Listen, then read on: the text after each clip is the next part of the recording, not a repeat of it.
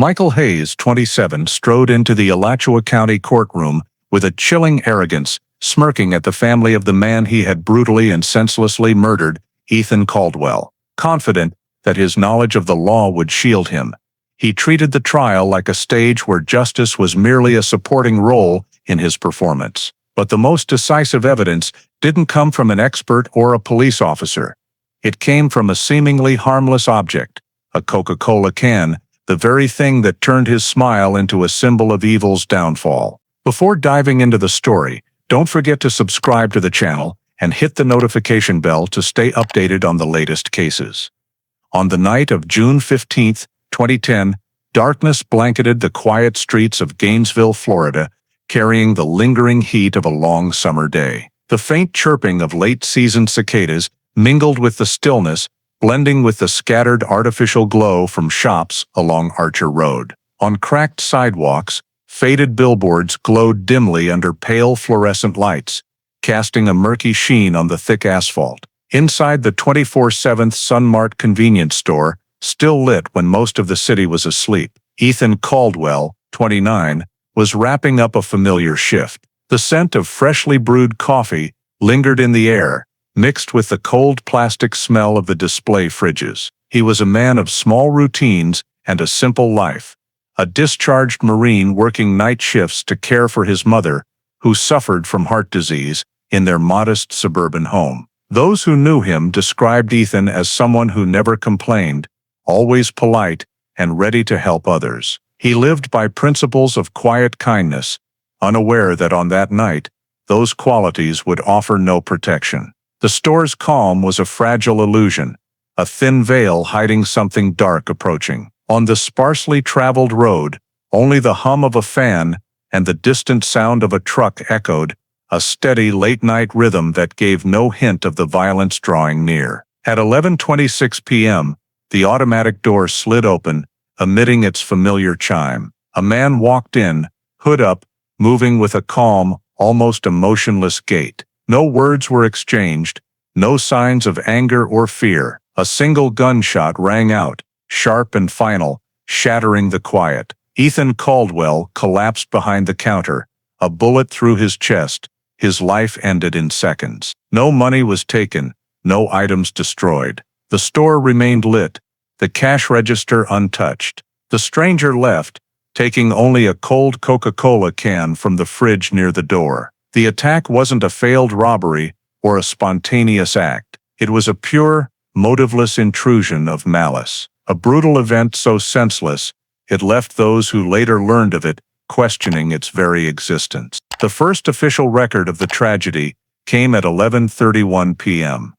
A brief and panicked 911 call reporting a man shot at the Sunmart on Archer Road. The dispatcher caught only a few disjointed words before the line went dead. An eerie silence followed, prompting 2 patrol cars to rush to the scene. When they arrived, red and blue lights swept across the empty street, reflecting off the store's glass like pale ribbons. The scene was eerily normal. Unbroken windows, a flickering sign, the air conditioner humming steadily. Only one thing disrupted the order: a lifeless body behind the counter, blood pooling in a dark streak across the bright tile floor. Ethan Caldwell, 29, was pronounced dead on the spot. Police cordoned off the area, stringing yellow tape around the store and parking lot. The metallic smell of blood mixed with the stale scent of cooling coffee, thickening the air. .38 caliber shell casing lay near the counter's base. A tilted Coca-Cola can, still beaded with condensation, sat by the door. No signs of forced entry or a tampered safe. The cash drawer was closed, the safe unopened. A few smudged footprints led from the counter to the door, large, thick-soled, the only clue left behind. Police Chief Alan Brooks arrived soon after. He surveyed the scene, his gaze lingering on the can, then on the victim's face, still calm, as if unaware of what had happened. "Not a robbery," he said softly, his voice heavy. "Just murder, senseless." The preliminary coroner's report confirmed the bullet pierced the left chest at close range, killing the victim instantly. No signs of a struggle or defense. It happened in seconds, so fast the security camera only captured a hooded figure before the footage shook and went dark. No face, no license plate, no clear leads. Across town, when the phone rang in the middle of the night, Ethan's mother was still awake. She thought it was her son calling, as he often did before leaving work. Instead, a stranger's voice, low and firm, delivered the news.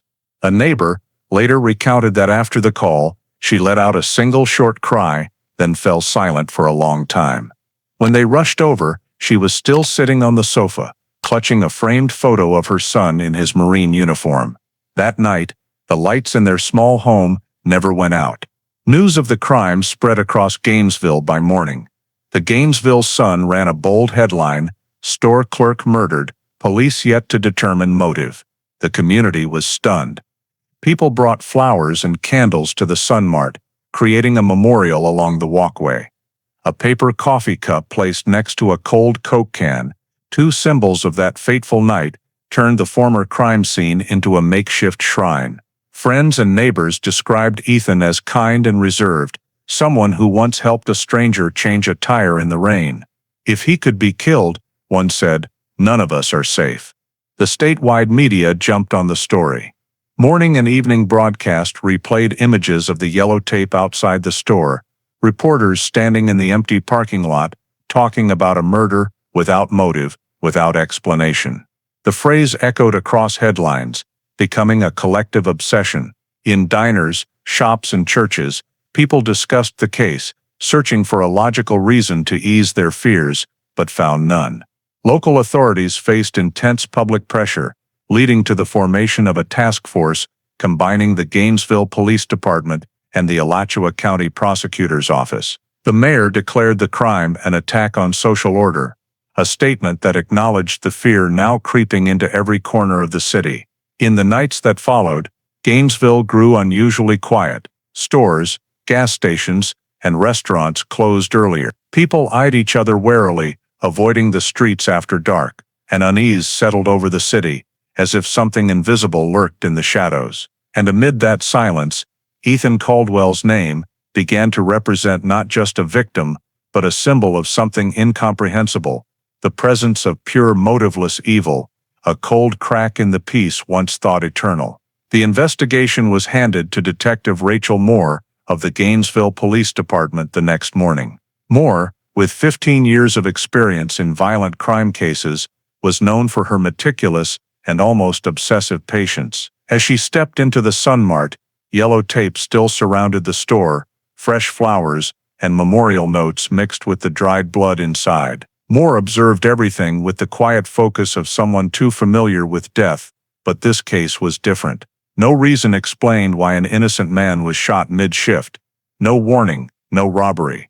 It was too clean, too fast, too empty. In the back security room, she reviewed the camera footage from multiple angles. At 11 hours, 26 minutes and 3 seconds p.m., the door opened, and a man in a black hoodie entered.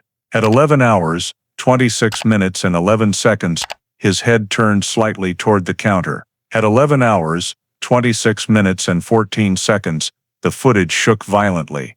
A flash appeared, and the screen returned to normal. Then, he walked out, arm relaxed, pace slow, almost calm.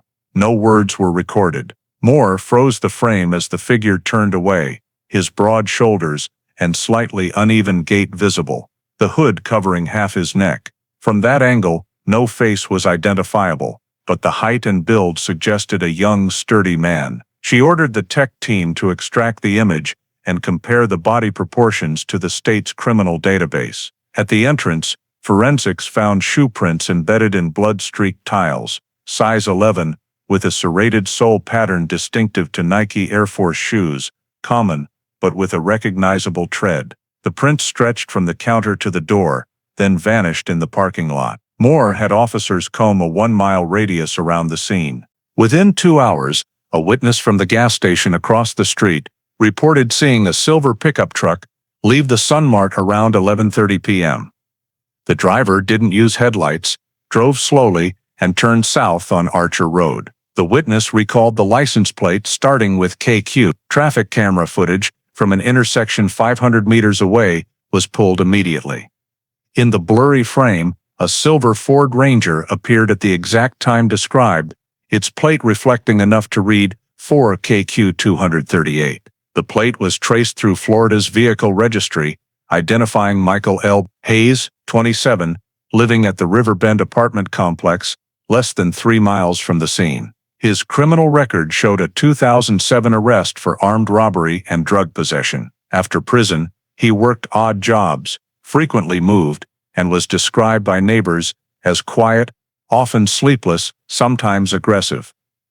Police visited his apartment that afternoon, but he wasn't home. In the parking lot, the silver Ford Ranger was found, its hood partially wiped of fresh dust, suggesting recent use. The tech team collected fingerprints and fabric fibers from the driver's seat and a stray hair for analysis. In the truck's bed, they found a pair of white Nike Air Force shoes caked with mud and a dried dark liquid, sealed on-site for testing. The forensics lab worked through the night. By morning, preliminary reports confirmed the DNA from the Coca-Cola can at the scene matched Hayes' DNA from his prior arrest record. The shoe prints matched the size and sole pattern exactly. The pieces fit together: the truck, the shoes, the DNA, and the location. All pointed to one man. Rachel Moore presented her findings in an urgent meeting with Chief Alan Brooks on June 17. The 7-page report concluded there was sufficient evidence to name Michael L. Hayes as the primary suspect in Ethan Caldwell's murder. The chief signed an emergency arrest warrant that morning. Moore signed the report as its author, looking at a copy of Hayes' old mugshot, his cold eyes and faint, defiant smile. She knew, if the evidence didn't lie, this wasn't just Gainesville's first murder of the summer.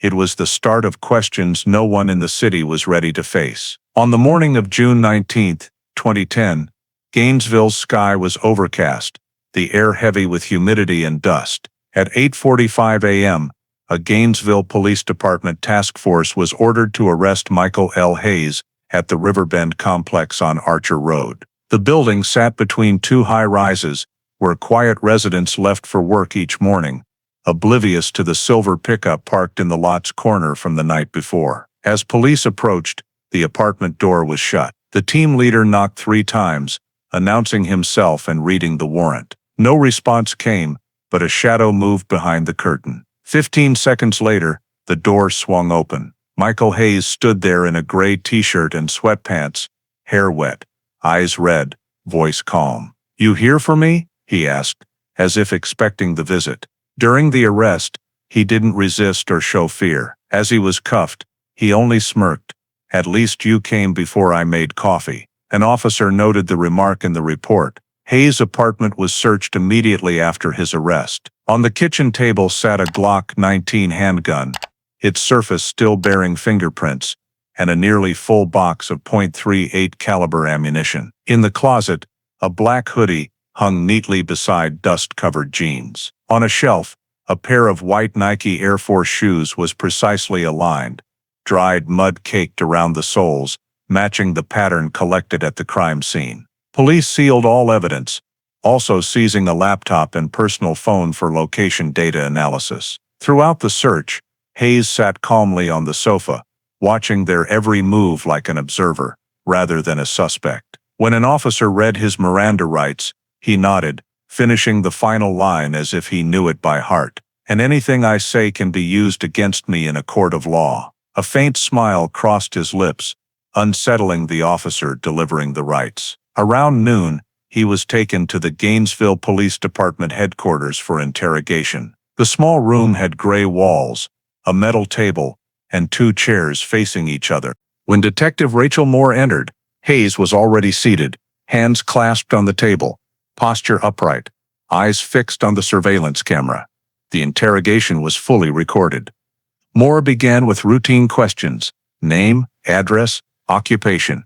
He answered briefly, clearly, without evasion. When she asked him to sign a waiver acknowledging his right to remain silent and have an attorney, Hayes pushed the paper back, saying, "I'm not signing anything, I know how this works."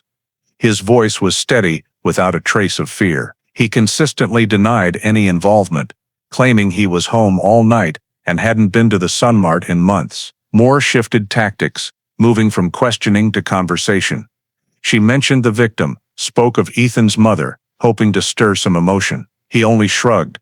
"I don't know anyone by that name." When she presented the physical evidence, shoe prints, the gun, DNA, he maintained a cold smile. "Evidence can be wrong, you know that. I've seen enough movies to get it." For nearly 2 hours, he showed no cracks. His responses danced between denial and mockery, leaving her probing efforts unanswered. Moore tried a soft confrontation technique, suggesting he might have been provoked or acted in self-defense. He replied, "If I was there, I'd have had a reason, but I wasn't." For the first time, his voice slowed slightly, but he quickly regained composure. When asked about the pickup truck, he said, "Someone could have borrowed it. Keys are by the door. I don't keep track of who takes them." Every answer was calculated to avoid self-incrimination while remaining plausible. Moore noted meticulously, observing his every gesture. She noticed his hand occasionally twitched, perhaps from withdrawal or nerves, but his face remained unchanged. In the afternoon, the interrogation turned to concrete evidence. Forensics brought in reports, DNA from the Coca-Cola can, fingerprints on the Glock, and matching shoe sole patterns. When Moore placed copies of the forensic results before him, he glanced at them and laughed. "Nice to see the police working hard. But you know, I read somewhere that 10% of lab DNA samples get mixed up." The remark made a young accompanying officer flush. Moore stayed calm, but in her later report, she noted that the subject actively sought to control the interrogation space, demonstrating significant knowledge of legal procedures. When asked one final time if he wanted to make a statement before getting a lawyer, Hayes shook his head. "I'll talk when I have representation, not before." The interrogation ended after 4 hours, with no confession, no apology. He was taken to a holding cell, his expression revealing nothing. The investigators met immediately afterward to review. All physical evidence pointed to Hayes. The shoes matched the size and pattern from the scene. The Glock 19 used .38 caliber ammunition, matching the casing found. The DNA on the can was a perfect match to his stored sample. That evening, Rachel Moore completed a 12-page summary report, submitted to Chief Alan Brooks. The report concluded that despite the suspect's silence and refusal to confess, the collected evidence was sufficient to form the basis for criminal prosecution against Michael L. Hayes. The chief signed off at 8:15 p.m., stamping it completed investigation, pending prosecution. As Moore left the office, the streetlights outside flickered on. In the drizzle of rain, she briefly thought of the victim's elderly mother, the blank stare of the man in the interrogation room, and the chilling feeling she knew would linger, a coldness not from the room, but from someone who believed he understood the law well enough to escape it. The case file, State of Florida v. Michael L. Hayes, was transferred to the Alachua County Prosecutor's Office on the morning of June 21, 2010. The lead prosecutor was Maria Kendall, 42, a seasoned attorney who had handled dozens of first-degree murder cases over the past decade. Known for her disciplined approach, calm demeanor, and sharp arguments, she spent the morning in her small office overlooking the county courthouse, reading through the over 200-page file and dozens of evidence reports. On the first page, a note from Detective Rachel Moore caught her attention. No motive, no confession, only absolute emptiness. Somehow, that sentence captured the essence of the entire case. The first meeting between the prosecution team and investigators was held that afternoon. Rachel Moore recounted the sequence from the crime scene, security footage, Nike shoe prints, the Ford Ranger, to the matching DNA on the Coca-Cola can. Forensic experts confirmed the biological sample's reliability at 99.8%, ruling out errors. All data was organized into a logical timeline, showing Hayes was near the store from 11:20 to 11:35 p.m. on June 15th. A detailed map, built from traffic camera stills, traced the pickup truck's path from the Sunmart parking lot to the Riverbend complex. Kendall requested additional ballistic analysis to strengthen the premeditated murder element, crucial for a murder in the first-degree charge. In the draft indictment, two main charges were proposed: first-degree murder, and armed robbery. The prosecution argued that Hayes' killing was calculated and intentional, evidenced by the close-range shot to the victim's chest, a precise, decisive act.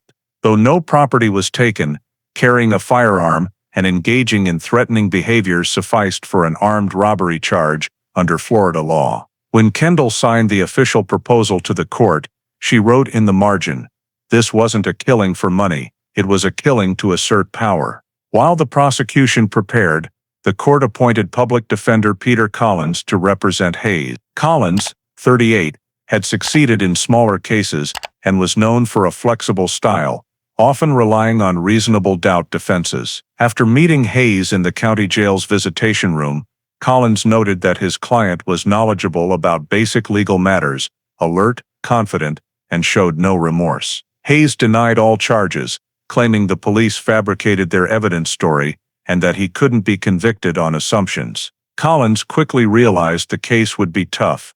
DNA, shoe prints, the gun, the truck, all were damning. However, no eyewitness saw Hayes pull the trigger, and the camera only captured a faceless figure. He chose a lack of direct evidence defense, focusing on questioning the police's evidence collection and preservation processes. The prosecution expanded their investigation into Hayes' psychological background.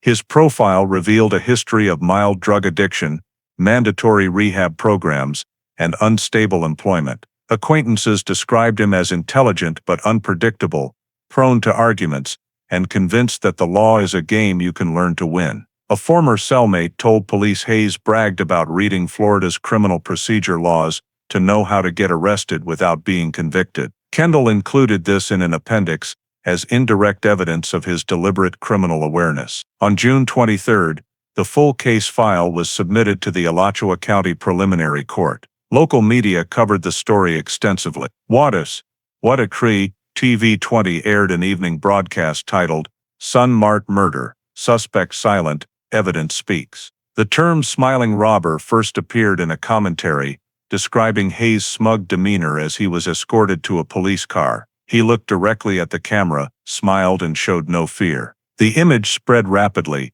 making the case a topic on social media and local forums. Kendall recognized that public attention could influence a future jury. She requested that investigation details remain sealed until legal proceedings were complete. However, every prosecution move was closely followed by the media. Meanwhile, Collins seized the opportunity to shape a misunderstood client narrative, giving a brief interview stating there were significant gaps in how police handled evidence. His tactic divided public opinion.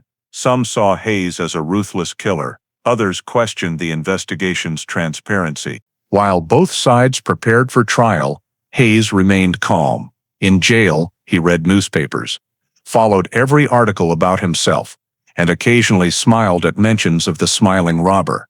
With jail staff, he was polite, spoke briefly, and sometimes quoted laws as if testing his listeners. A guard noted that the subject seemed to view his detention as part of a plan. When Collins visited to discuss strategy, Hayes said, "I know the law, they've got nothing. The prosecutor will see that soon." Collins stayed silent, knowing that confidence could be a double-edged sword in court. By late June, the case file was finalized. In the prosecutor's office, Maria Kendall arranged the documents, topped with a photo of Ethan Caldwell, the case's sole victim. Next to it was a copy of Hayes' arrest photo, his eyes staring into the camera, a smirk on his lips. The contrasting images underscored the case's essence.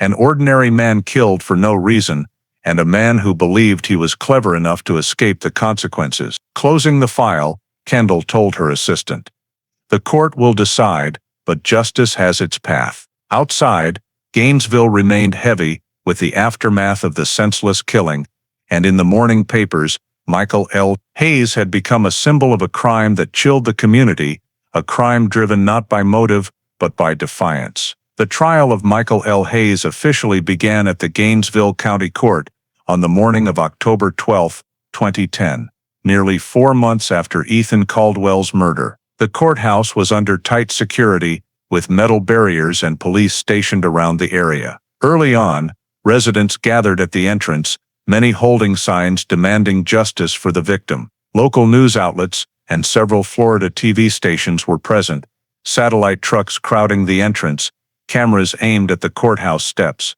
Public attention was drawn not only by the crime's senselessness, but also by the viral image across broadcasts, the calm face, faint smile, and defiant eyes of the accused killer. As the courtroom doors opened, the room fell silent. The 12-person jury, carefully selected, sat along the left row, with County Judge Arthur D. Harlan, known for his strict adherence to procedure, presiding. The gallery was packed with reporters, residents, and the victim's family. Ethan's mother, Margaret Caldwell, sat in the front row, clutching a handkerchief, beside her only niece. When police escorted Hayes in, camera flashes erupted.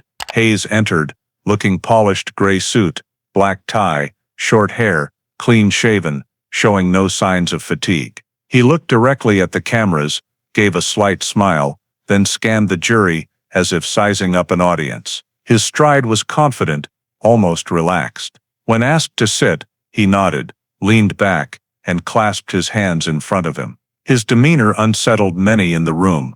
To them, he didn't look like a defendant facing a life sentence, but someone assured he was in a performance he understood better than anyone else. Judge Harlan struck his gavel, opening the session. After formalities, Prosecutor Maria Kendall rose to present the indictment. Her voice was clear, emphasizing each word. On June 15, 2010, at the Sunmart 24/7, on Archer Road, the defendant, Michael L. Hayes, shot and killed Ethan Caldwell, 29, for no reason. The victim didn't resist, didn't attack, posed no threat. The defendant shot him at close range, leaving the scene with a Coca-Cola can in hand. No words, no warning, only a deliberate and cold act. The final sentence silenced the room. Kendall detailed the evidence: perfect DNA match, shoe prints matching type and size, the seized Glock 19, using the same .38 caliber as the casing found, and traffic footage showing Hayes' pickup leaving the area post-shooting. She stressed that the case lacked a material motive or personal grudge, just senseless violence, an act reflecting absolute disregard for human life. As Kendall spoke, Hayes sat still, eyes forward, occasionally smirking at mentions of forensic details. Beside him, defense attorney Peter Collins took notes, leaning over for brief exchanges, but Hayes only nodded slightly, as if everything was unfolding as planned. When it was his turn, Collins stood, adjusted his glasses, and scanned the jury before speaking. His voice was low and calm. "Ladies and gentlemen, my client, Mr. Hayes, is accused based on circumstantial evidence, lacking direct witnesses or a clear motive. In this legal system, every citizen is presumed innocent until proven otherwise." He emphasized that the camera only captured a man's silhouette, not a face. Shoe prints, DNA, and samples could have been contaminated during collection. "You will see gaps in the prosecution's story," Collins said, "and your duty is to determine if the evidence truly overcomes reasonable doubt." As Collins spoke, Hayes leaned forward, listening intently, a small smile appearing when lack of direct evidence was mentioned. His smug demeanor prompted whispers among spectators. A Gainesville Sun reporter noted, "The defendant acted like he controlled the room, not like someone facing a life sentence." Ethan's mother stared at him, her eyes filled with pain and disbelief. Judge Harlan instructed both sides to adhere to trial rules, reminding the jury to rely on evidence, not emotions. After opening statements, the court recessed for 15 minutes. In that brief time, reporters rushed to the hallway, filing initial updates. On WCJB-TV 20's website, a headline appeared, "Smiling Robber Trial Begins. Defendant Calm Prosecution Calls Act Senseless." When the court reconvened, the atmosphere in the room grew more tense. Prosecutor Kendall played a summary of traffic camera footage for the jury. The images were blurry but clearly showed a silver Ford Ranger leaving the Sunmart area shortly after the shooting. She meticulously explained the process of confirming the license plate, timing, and forensic results. As the video played, Hayes tilted his head to watch the screen, a faint smile reappearing on his lips, a reaction that made a reporter in the back row shudder slightly. Collins objected, requesting the court note that the video was not clear enough to identify the driver. The judge allowed the objection to be recorded, but did not exclude the clip. As the prosecution continued, Collins focused on taking notes, preparing for his later rebuttal. Every detail, every piece of evidence was methodically presented by the prosecution, forming a chain linking directly to the defendant sitting before them. The trial extended into the late afternoon. When the court adjourned for the day, many in the gallery remained seated, as if unable to shake the initial impression. A few reporters caught Prosecutor Kendall in the hallway for brief interviews. She responded concisely, "We trust the evidence." On the defense side, Collins declined to comment, only reiterating that everyone should remember the presumption of innocence. As Hayes was escorted to the prisoner transport van, he turned to face the crowd of reporters calling his name, his eyes glinting under the late sunset. A thin, brief, entirely voluntary smile crossed his face, enough for the cameras to capture. That image appeared on the front page of the Gainesville Sun the next morning, with a succinct caption, "He smiled." From then on, the public had a name for the case, the Smiling Robber case. The second day of the trial began in a heavy atmosphere. Morning light filtered through the courtroom's high windows, reflecting off the long wooden table where evidence was neatly arranged. The Glock 19, the Nike Air Force shoes, copies of traffic camera images, and the Coca-Cola concealed in a clear plastic box. The jury sat silently, each with a thick file of statements and forensic reports before them. In the public gallery, the victim's family was present again, Margaret Caldwell's pale face fixed on the can throughout the morning, as if it were the last remnant of her son. The first witness called was Thomas Reed, owner of a small gun shop west of Gainesville. Reed, a man in his 50s, short in stature with slightly trembling hands, was asked to place his hand on the Bible and swear. Prosecutor Maria Kendall asked directly, "Mr. Reed, do you recall June 1st, 2010? Reed nodded, his voice hoarse but clear. "I do. A man named Michael Hayes bought a Glock 19 from me. I have the transaction receipt and a copy of the permit."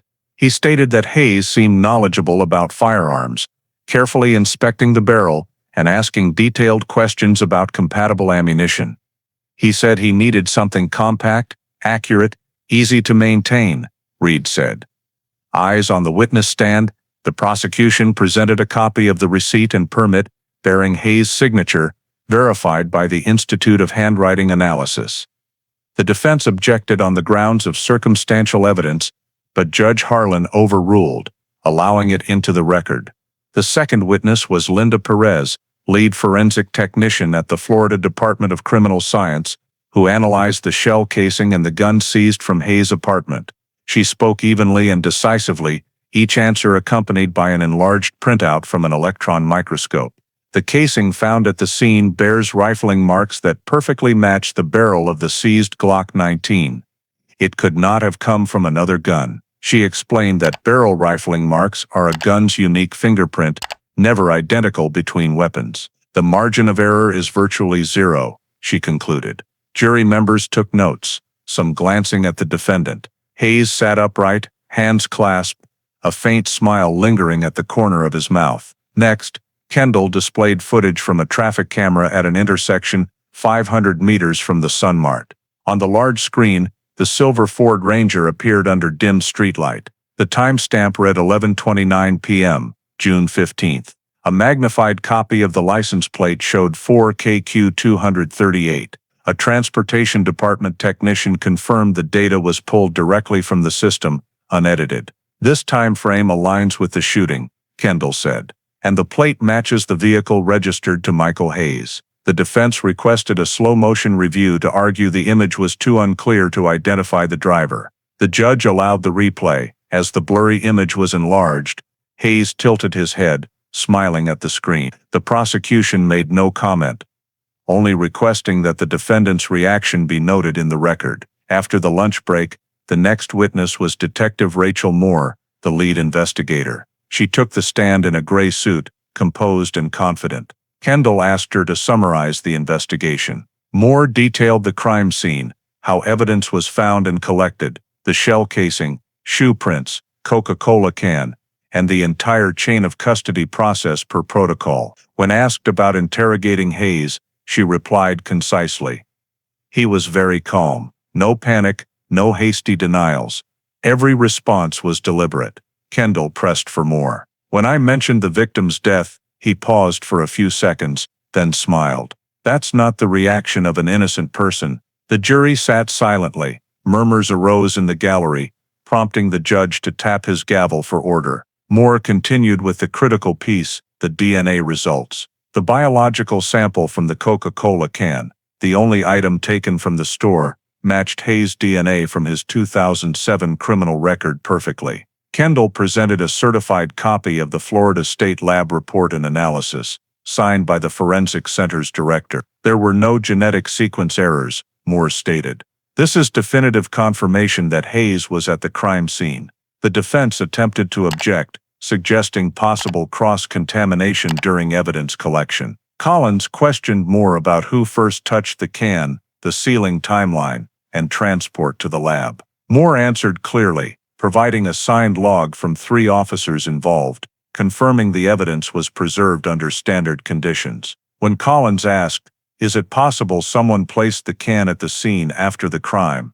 Moore replied, "No evidence suggests the scene was tampered with. The camera shows the can in place immediately after the shot." Her response silenced Collins, who looked down at his notes. As the witness questioning concluded, Kendall stood, addressing the jury directly. "Ladies and gentlemen," she said, voice steady and firm.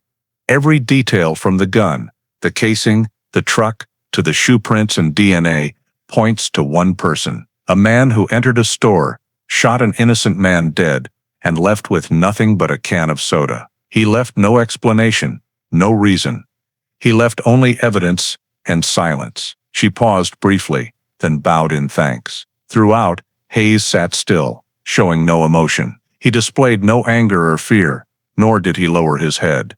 Occasionally, when the jury glanced at him, he met their gaze with a calm look, sometimes with a faint, almost polite smile. His posture, back straight, hands on his thighs, gave the impression he was attending a business meeting, not a trial deciding his life. That confidence made the courtroom tense in a different way, not from drama, but from coldness. At the end of the day, when the judge adjourned until the next morning, most spectators stayed seated. No one spoke, but all felt the strange contrast in the room, undeniable evidence on one side, and a man still smiling, as if the proceedings were irrelevant to him. In that heavy atmosphere, the trial moved to its next phase, where Hayes' belief in his intelligence and legal knowledge began to face the growing weight of truth. The third day of the trial began with the defense's case. Attorney Peter Collins took the stand, holding a thick file marked with dozens of colored tabs. He adjusted his glasses, surveyed the packed courtroom, and began with a calm but deliberate tone. "Ladies and gentlemen of the jury, we are judging a human being, not a concept. And for a human being, the law demands direct evidence, not speculation." He held up the file, emphasizing each word. "No one saw Michael Hayes at the scene. No one witnessed him pull the trigger. What you've heard over the past 2 days are chains of circumstantial connections, possibilities, not facts." Collins presented his first argument. Physical evidence, though compelling, could be flawed. He pointed to the DNA report copy.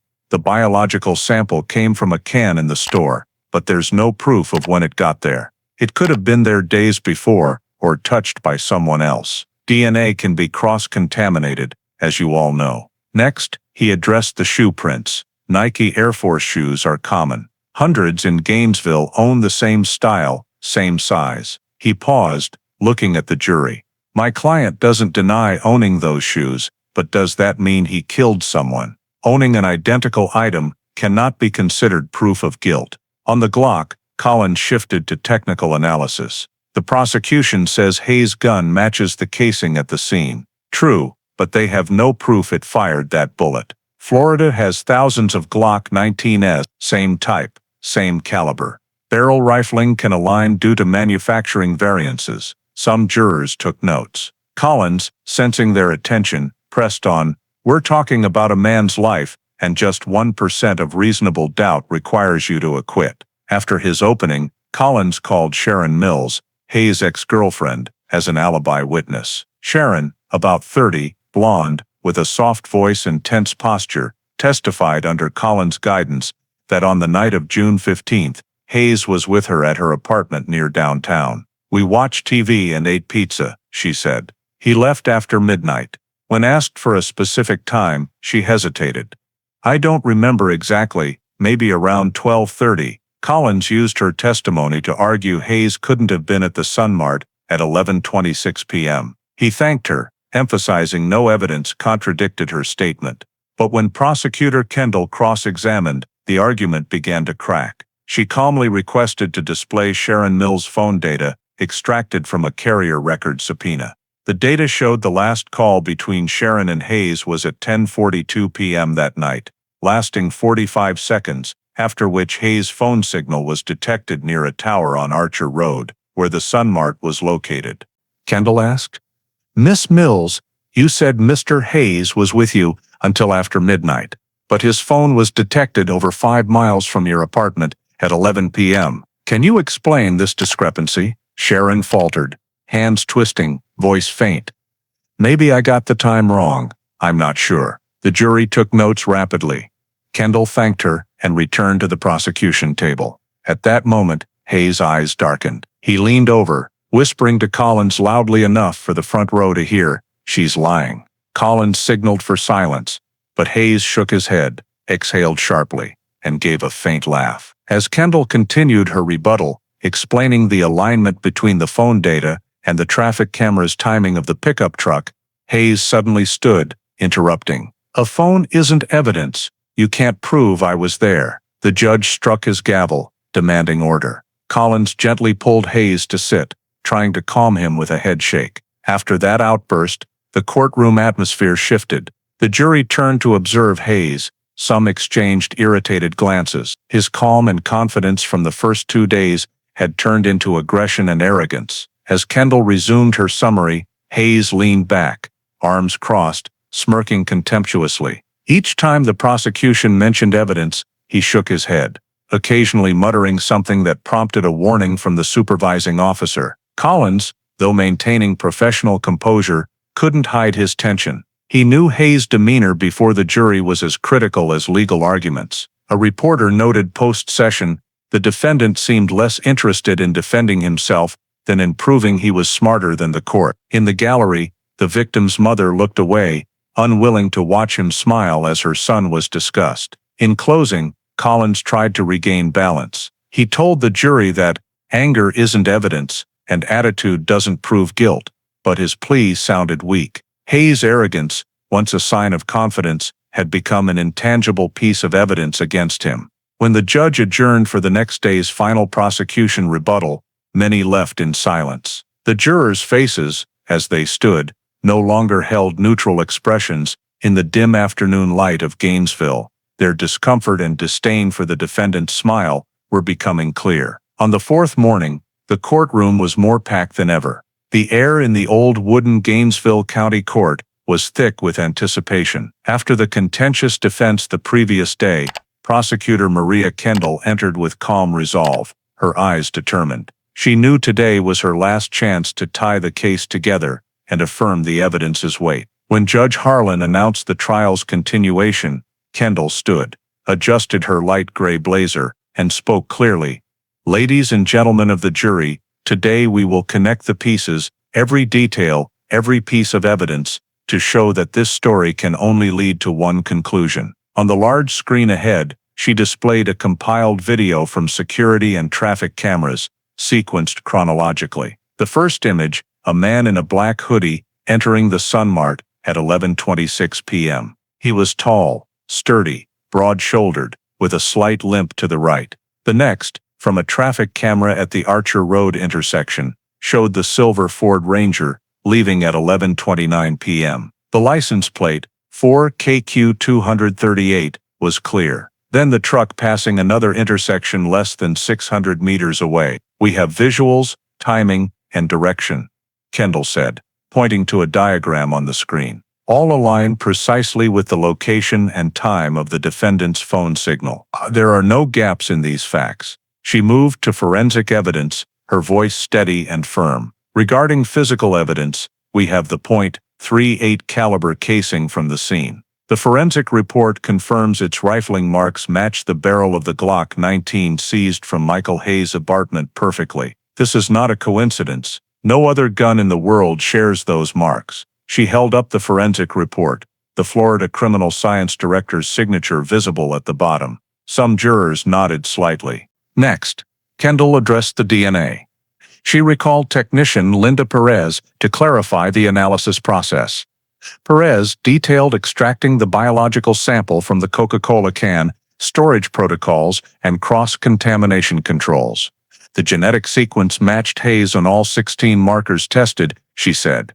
There's no chance of error. When asked about coincidence probability, Perez replied, the chance of a random person matching is 1 in billions. Kendall paused, looking toward the defendant's table. And this can, she said, was the only item taken from the scene. Jurors took notes, some glancing at Hayes, who sat motionless, face expressionless. Kendall continued with fingerprint evidence, showing an enlarged image of a thumbprint on the can's surface. This print matches the defendant's record from 2007 perfectly.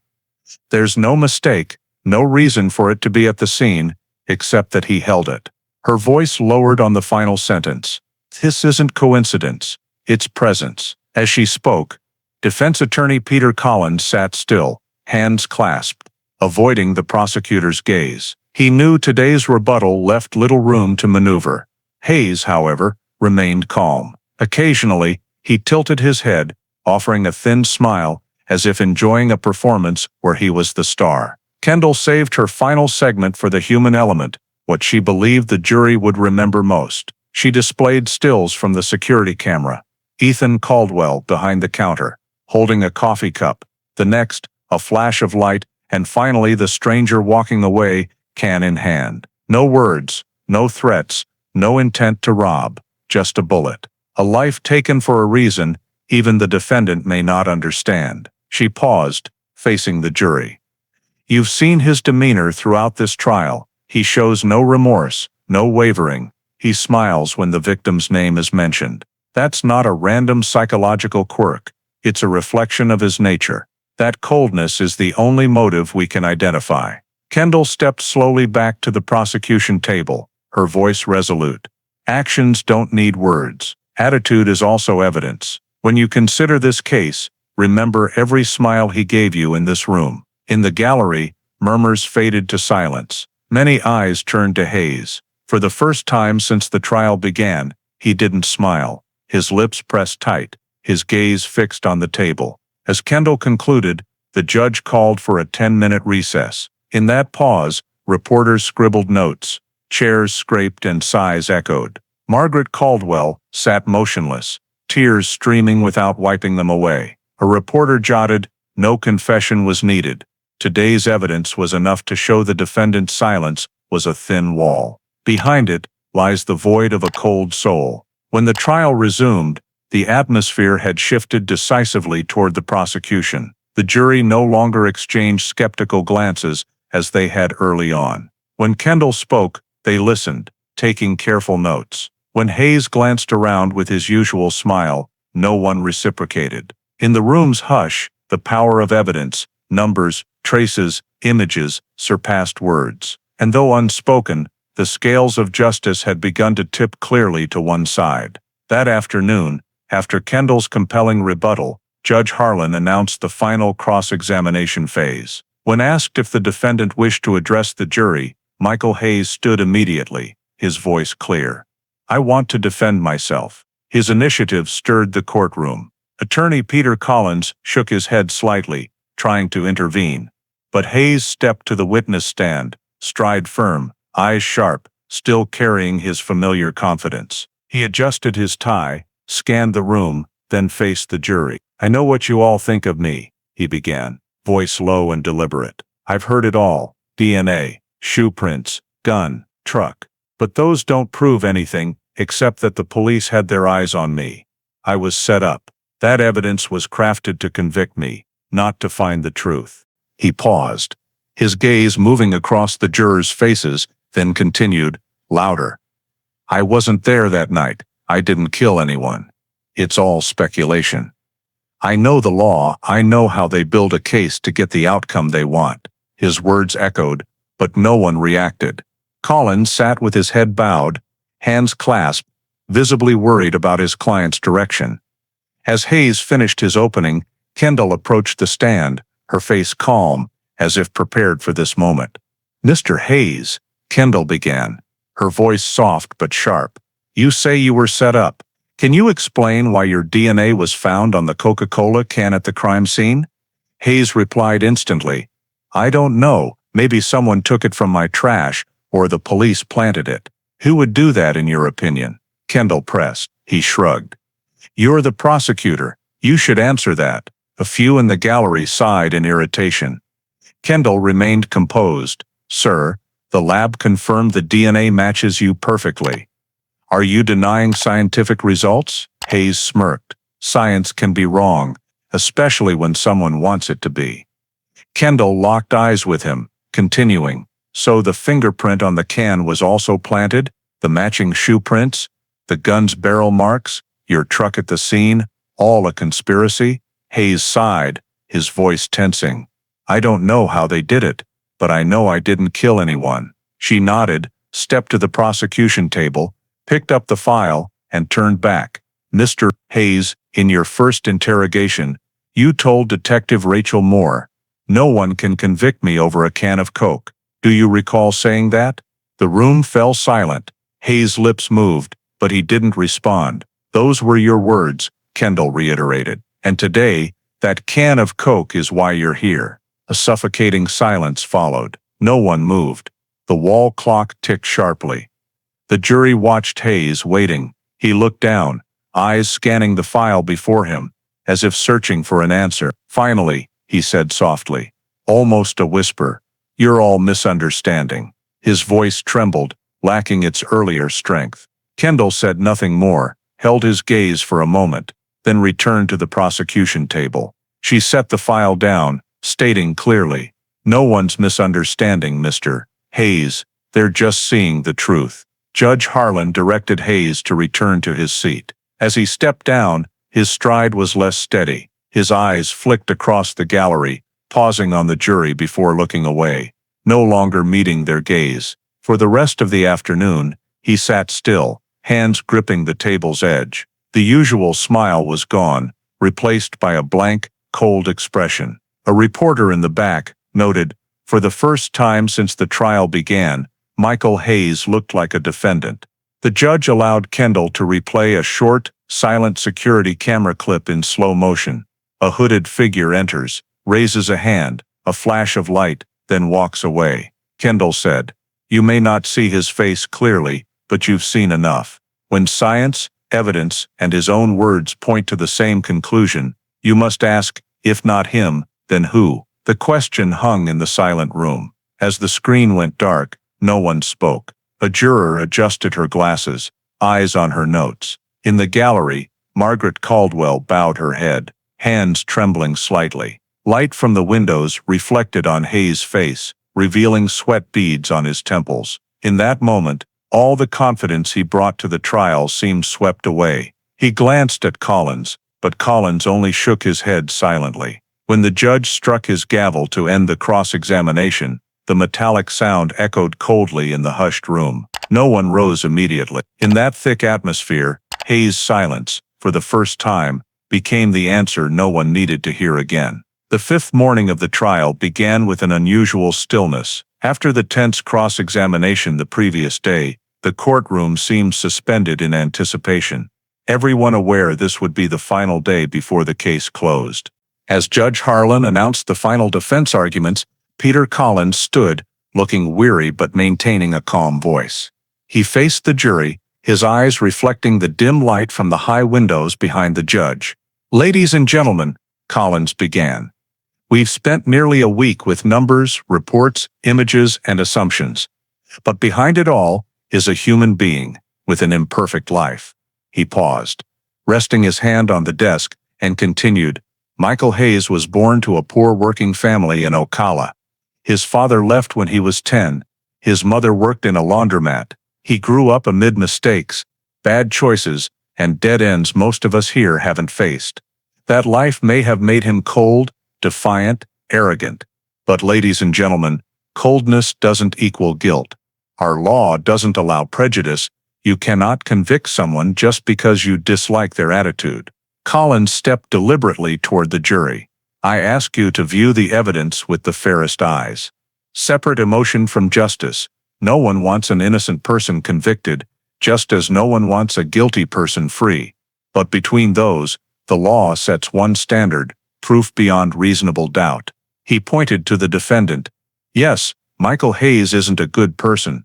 He has a criminal past, a big ego, and doesn't know how to show remorse. But this trial isn't about character, it's about actions. If there's even 1% chance the evidence isn't clear enough, you are obligated to place that doubt on the scales of justice. Collins' voice softened as he returned to the defense table. I'm not asking for pity or mercy, I'm asking for true justice. He meant to continue, but a chair's scrape interrupted. Hayes stood. All eyes turned to him. He faced Collins, voice even and cold. I don't need you speaking for me. Collins inhaled sharply, trying to stay composed.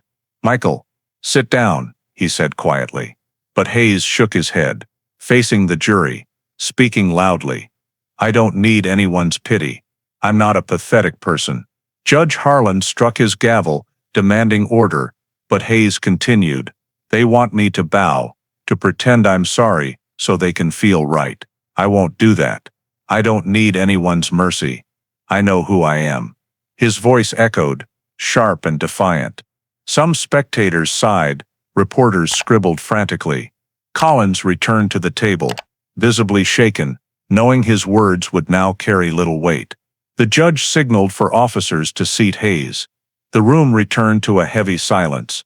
Collins stood still for a moment, then spoke softly, almost to the jury alone. I apologize for my client letting emotion override reason, but that's also proof he's not the emotionless machine the prosecution described. He's human, stubborn, arrogant, but human.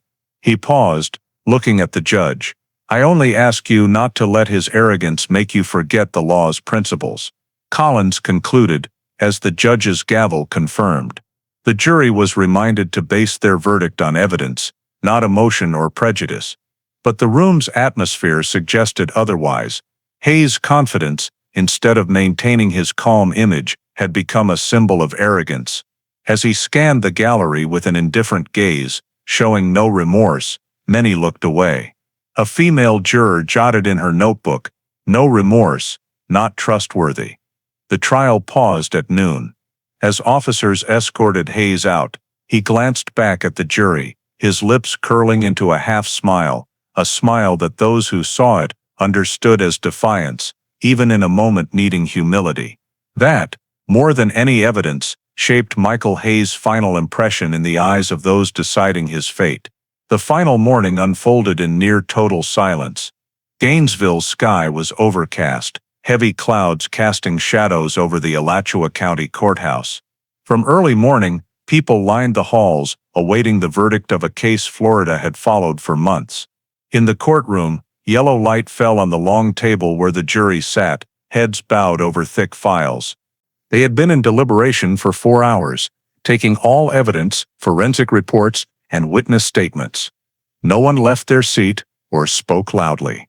Margaret Caldwell sat silently in the front row, hands clenched white, eyes fixed on the judge's bench. Across the room, Michael Hayes sat between two officers, leaning back, face calm, faint smile, lingering as if watching his own performance. Near noon, the deliberation room door opened. The 12 jurors entered, faces solemn. Their spokesperson, a middle-aged woman in a dark blazer, held a folded paper. The room held its breath. Judge Arthur Harlan struck his gavel 3 times, his voice steady. Has the jury reached a verdict? The spokesperson replied, Yes, Your Honor, we have. The paper was passed to the clerk, then to the judge. He opened it, scanned it, his expression unchanged. Looking up, his voice rang clear. By unanimous decision of the jury, the defendant, Michael L. Hayes, is found guilty of first-degree murder and armed robbery. The courtroom's silence shattered like a blade strike. A collective sigh came from the gallery, followed by Margaret Caldwell's stifled sob. Reporters scribbled, cameras flashed. The judge called for order, then addressed the jury. "Thank you for your service." He paused, looking at the defendant's table. "Mr. Hayes, this court finds you guilty of first-degree murder and armed robbery. Under Florida law, your sentence is life imprisonment without parole or leniency." In that moment, all eyes were on Hayes. He didn't react. He sat still, staring into space. As the judge finished, he lowered his head slightly, then gave a smile, not wide, not long, just enough to lift the corner of his mouth. Officers approached to cuff him. The metallic clink sounded in the quiet room. As he was led away, he turned, his gaze sweeping the jury, then pausing on Kendall. The smile lingered, but his eyes held not confidence, only a hollow void. Prosecutor Maria Kendall sat, gripping her pen tightly, saying nothing. She showed no joy or relief, only fatigue, like someone setting down a long-carried burden. Beside her, Detective Rachel Moore bowed her head, eyes on the sealed Coca-Cola can in its glass case, the silent symbol of the case. As Hayes was escorted out, Margaret Caldwell stood. The small woman trembled, but held her back straight, tear-filled eyes, following him, until the door closed. Many in the gallery quietly wiped tears. Some reporters rushed to the hall, filing initial reports, smiling robber found guilty, life sentence for courtroom smiler.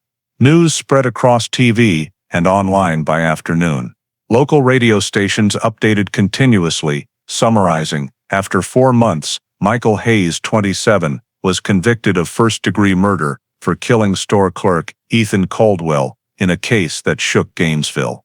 Outside the courthouse, a group carried flowers and Ethan's photos, gathering on the steps. They didn't cheer or clap, only stood silently, heads bowed, as the prisoner van passed. In a fleeting moment, some said Hayes looked through the window, smile intact, eyes empty. A reporter recorded an elderly man in the crowd. He thought he won, but he didn't realize his smile convicted him. That afternoon, the courthouse closed early. The empty courtroom held only the scent of old wood and the grayish-yellow light of dusk. On the table, a copy of the verdict lay open beside the prosecution's thick file. Outside, distant car horns mingled with the warm, humid breeze of a Florida summer.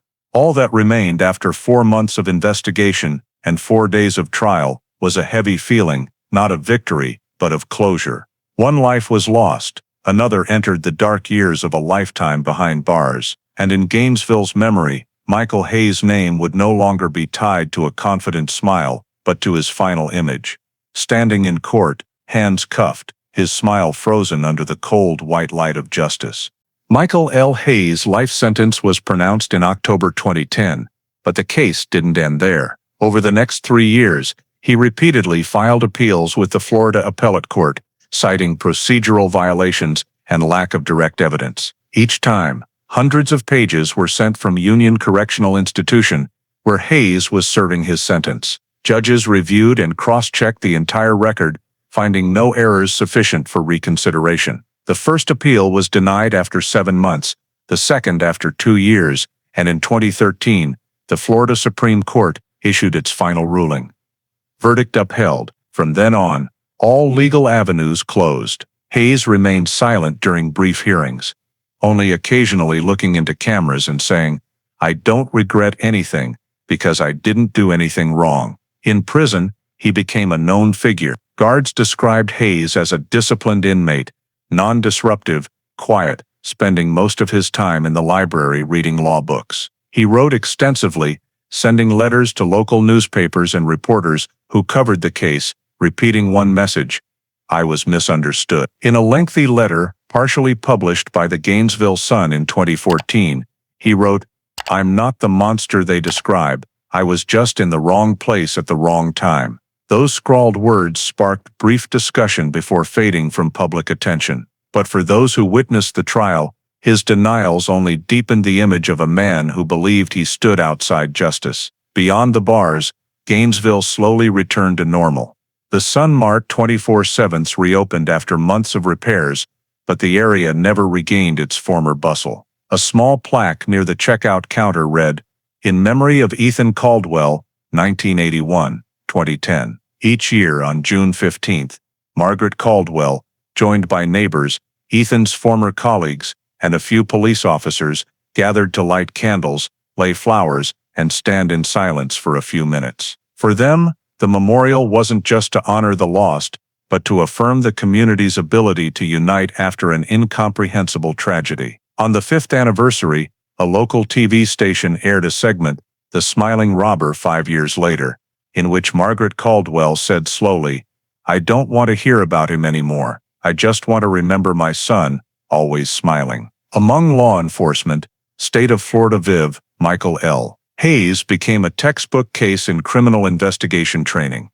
Florida's Police Academy used it to illustrate irrational crime, cases without motive or logical explanation for murder. The lesson wasn't just about the importance of physical evidence, DNA, shoe prints, imaging, but also about identifying the psychology of criminals who disregard consequences, committing crimes not for gain, but for a fleeting sense of power. In the Florida Justice Institute's 2016 curriculum, the Hayes case was cited alongside other major state cases as a classic example of motiveless violence, lacking economic or personal vendetta. Socially, the case left a lasting scar, but also spurred positive changes. After 2010, Gainesville implemented a new security surveillance program, installing hundreds of public cameras along main roads. The police partnered with the community for workshops on crime prevention and victim support. Residents said that after the Sun Mart night, they grew more attentive to each other's safety.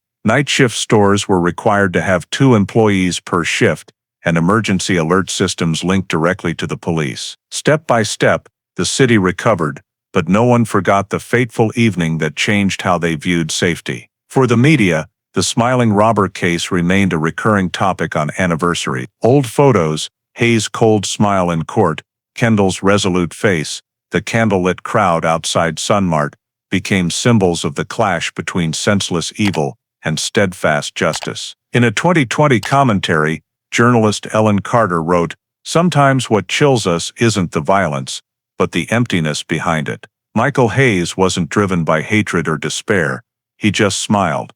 And that's what terrified a city. 10 years after the verdict, Gainesville had changed. The Sun Mart was revamped into a new chain, and the Riverbend complex where Hayes lived was demolished. But each summer, when the oppressive heat blanketed the streets, people recall that evening, a can of soda, a gunshot, and a smile that shattered a community's sense of security. The story closed, not with triumph or tragedy, but with the realization that justice doesn't erase memory. It only helps people learn to live on. In Gainesville's collective memory, the killer's smile lingered, a reminder that some evils need no reason, only an opportunity to exist. The story of Michael L. Hayes, the Smiling Robber, is not just a 2010 criminal case in Gainesville, Florida, but a mirror reflecting deeper issues in modern American society. The coldness of violence, the irrationality of crime, and the growing gap between legal knowledge and human morality. Hayes believed he knew the law better than anyone, that his intelligence and understanding of procedure could outsmart the system. But ultimately, his arrogant smile in court, a symbol of callousness, made him a negative icon of motiveless evil. From the Coca-Cola can with matching DNA to his indifferent gaze facing the victim's mother, the case reminds us that justice relies not only on legal acumen, but on morality and humanity, qualities that cannot be faked or evaded. In today's America, where information, law, and media are easily accessible, many young people believe that understanding procedure equates to controlling the system. But the Hayes case shows that knowledge without responsibility leads to disaster. The lesson for every citizen is to use knowledge to strengthen morality, not to mask wrongdoing. Remember that justice isn't a game to test limits.